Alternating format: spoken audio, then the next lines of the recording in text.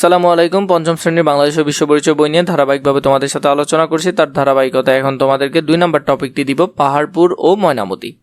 আমরা আরও 2টি নিদর্শন দেখব, 2টা জায়গা দেখব। এখানের মধ্যে প্রথমে আছে নিচের ছবি দুটি পর্যবেক্ষণ করে ডান পাশের ছবিগুলোর উত্তর লিখি। এখানের মধ্যে দেখো পাহাড়পুরের প্রাপ্ত প্রত্নতাত্ত্বিক স্থাপনা, এই বিষয়টা আমরা লিখব আগে। প্রথম হলো কি, ছবিতে কি ধরনের স্থাপনা দেওয়া, ছবিতে কি ধরনের স্থাপনা দেখানো হয়েছে। এরপরটা হলো এই স্থাপনাটি কি দিয়ে তৈরি। এরপর হলো এটি কি প্রাচীন না সাম্প্রতিক। তো এই যে ইনফোগুলো আছে এগুলো একটু ভালো করে দেখে ফেলবে। এরপরে যেটা আছে ময়নামতিতে প্রাপ্ত প্রত্নতাত্ত্বিক স্থাপনা শালবন বিহার এখানে দেওয়া আছে। শালবন বিহার নিয়েও এখানে 3টা প্রশ্ন দেওয়া আছে। প্রথমটা হলো কি, ছবিতে কি ধরনের স্থাপনা দেখানো হয়েছে। এরপর হলো এই স্থাপনাটি কি দিয়ে তৈরি। এরপর হলো এটি কি প্রাচীন না সাম্প্রতিক স্থাপনা। ময়নামতির প্রাপ্ত প্রত্নতাত্ত্বিক স্থাপনা হলো শালবন বিহার। আমরা যদি ওদের ইনফোগুলো দেখি, প্রথম ছবি অনুসারে পাহাড়পুরের প্রাচীন প্রত্নতাত্ত্বিক স্থাপনা। প্রথমে ছবিতে কি ধরনের স্থাপনা দেখানো হয়েছে। ছবিতে বৌদ্ধবিহার ও প্রাচীন ধর্মীয় স্থাপনা দেখানো হয়েছে। এই স্থাপনাটি কি দিয়ে তৈরি। এটি স্থাপনাটি ইট দিয়ে তৈরি। এটি কি প্রাচীন না সাম্প্রতিক। এটি প্রাচীন স্থাপনা। এরপরে ছবি 2-এর ক্ষেত্রে যদি আমরা দেখি, ছবিতে কি ধরনের স্থাপনা দেখা যাচ্ছে। ছবিতে বৌদ্ধবিহার ও ধর্মীয় স্থাপনা দেখানো হয়েছে। 2 নম্বর আছে এই স্থাপনাটি কি দিয়ে তৈরি। এটি ইট দিয়ে তৈরি। 3-এ এটি কি প্রাচীন না সাম্প্রতিক। এটি প্রাচীন স্থাপনা। তো এই বিষয়টা একটু ভালো করে দেখবে। এর পরের টপিকে যদি আমরা যাই, এখানে দেখো পাহাড়পুর সম্পর্কে।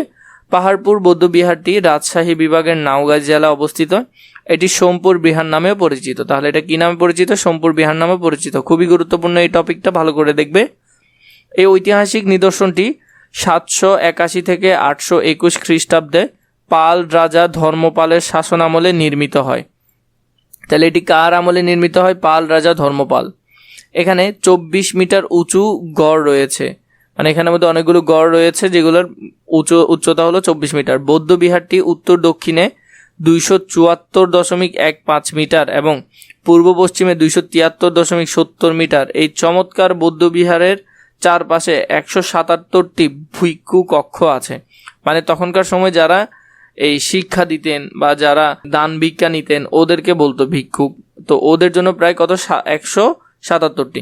এছাড়া এখানে বিস্তৃত প্রবেশ পথ ও ছোট ছোট মন্দির, রান্নাঘর, খাবার ঘর এবং পাকা নর্দমা রয়েছে। পোড়ামাটির ফলক, টেরাকোটা এগুলা। এটাতে দেখো ব্রোঞ্জ বুদ্ধ মূর্তি, এরপর হলো যে পাথরের বৌদ্ধ মূর্তি। পাহাড়পুরের প্রাপ্ত নিদর্শন সমূহ কি কি আসলে পাহাড়পুরে পাওয়া যায়?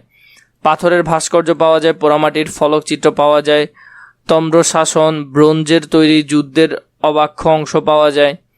এরপর হলো যে লিপিসহ প্রস্তরখণ্ড পাওয়া যায়, মুদ্রা পাওয়া যায়, চুনা পাথরের মূর্তি পাওয়া যায়, ধাতব মূর্তি পাওয়া যায়, মৃৎপাত্রের টুকরা পাওয়া যায়, অলঙ্কৃত ইট পাওয়া যায়, জীবজন্তু পাওয়া যায়, মূর্তি ও টেরাকোটা ইত্যাদি। মন্দিরের চতুর্দিকে বেষ্টন করে 63টি পাথরের মূর্তি রয়েছে। খুবই গুরুত্বপূর্ণ ইনফরমেশন, ভালো করে জানবে। এরপরের টপিক যেটা দেখবো সেটা হলো ময়নামতি। বাংলাদেশের দক্ষিণ পূর্ব অঞ্চলে কুমিল্লা শহরের কাছে ময়নামতি অবস্থিত। ময়নামতি স্থানটি 8ম শতকের রাজা মানিক চন্দ্রের স্ত্রী ময়নামতির কাহিনীর সঙ্গে জড়িত। এটি বৌদ্ধ সভ্যতার অন্যতম কেন্দ্র ছিল, তবে এখানে হিন্দু ও জৈন ধর্মেরও নিদর্শন পাওয়া গেছে। এখানকার সবচেয়ে গুরুত্বপূর্ণ ঐতিহাসিক নিদর্শনটি হলো শালবন বিহার। তাহলে এখানে সবচেয়ে গুরুত্বপূর্ণ বিষয় হলো শালবন বিহার। এটি একটি বৃহৎ বৌদ্ধ মঠ। 550 ফুট দৈর্ঘ্য ও 550 ফুট প্রস্থ বিশিষ্ট শালবন বিহারের 115টি ভিক্ষু কক্ষ রয়েছে। এখানে আনন্দ বিহার, ভোজ বিহার এখানকার উল্লেখযোগ্য ঐতিহাসিক নিদর্শন। এখানে 7 থেকে 12 শতকের মধ্যবর্তী সময়ে মূল্যবান দ্রব্যাদি পাওয়া গেছে।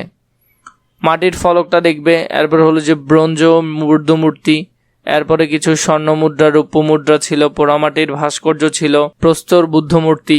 ময়নামতিতে প্রাপ্ত নিদর্শন তাম্রশাসন, এরপর হলো স্বর্ণ ও রৌপ্য মুদ্রা, অসংখ্য জীবজন্তু অঙ্কিত পোড়ামাটির ফলক, পোড়ানো মাটির সিল ও সিলিং, বহু সংখ্যক পাথর, ব্রোঞ্জ ও মাটির ভাস্কর্য।